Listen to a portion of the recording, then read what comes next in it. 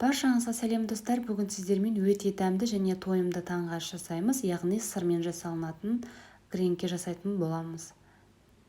Өте дәмді, міндетті түрде жасап көріңіздер. Алдымен жұмыртқамызды шағып,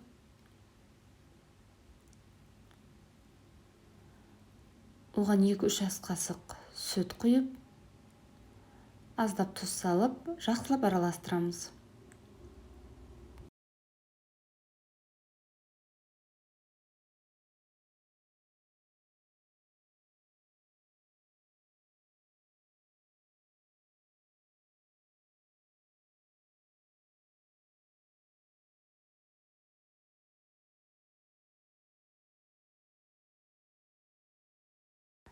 Ал нанымызды дайын осындай нан немесе багет, қолыңызда бар нанмен жасауыңызға болады.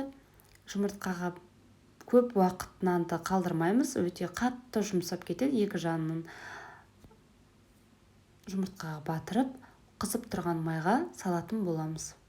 Табаға майды бірден көп құйып жібермейміз, себебі гренкиіміз қатты майлы болып қалуы мүмкін. Аз-аздан құйып отырып, нанымызды салып, екі жағын қызартырып аламыз. Оттың асты кішкене жай отта болады. Екінші жағын қызартырып, кез келген сырымызды қойып, екінші нанымызды қойып, дастарханға әдемілеп ұсынуыңызға болады.